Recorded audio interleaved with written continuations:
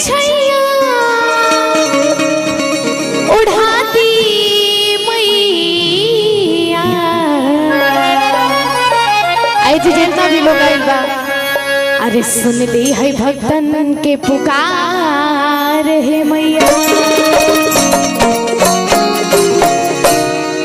कि माँ की ज्योति से नूर मिलता है, चैन मिलता है, सुकून मिलता है।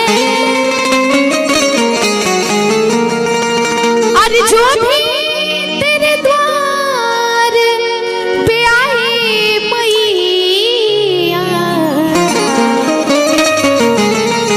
अरे उससे कुछ न कुछ तो जरूर मिलता है। लेकिन सब क्यों खाना खा ले बना, सब क्यों खाना वाना खा ले बना, खाना वाना हो गई बा तो फिर से एक बार जगह प्रेम से बोली सच्चे दरबार की।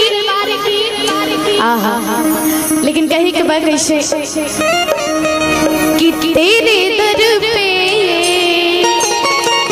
ओ मेरी मैया, अरे तेरे दीवाने आए हैं। अच्छा के माई से प्यार करेला, दुर्गा माई से के प्यार करेला, अब बाकी जे हाथ नहीं के उठेले उरावड़ से प्यार करेला।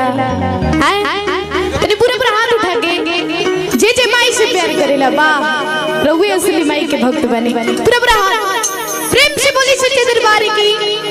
आहा लेकिन आई कैसे कि तेरे दर पे ओ मेरी मैया, तेरे दीवाने आए हैं। तेरे दर पे ओ मेरी मैया, तेरे दीवाने आए हैं। तेरे दर पे ओ मेरी मैया, तेरे दीवाने आए हैं। तेरे दर पे ओ मेरी मैया, तेरे दीवाने आए हैं। भर दे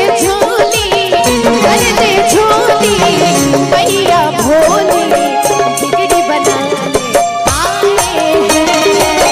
भर दे झोली मैया भोली, बिगड़ी बनाने आए हैं। आहा क्या बात, ओहो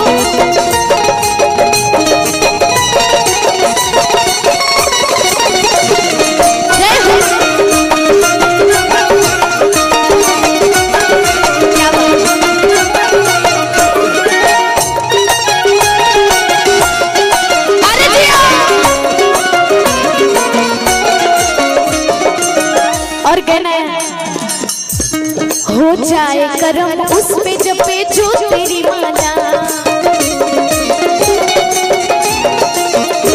तू चाहते तो खुल जाए तकदीर का ताला। हो जाए करम उस पे जपे जो तेरी माला, तू चाहते तो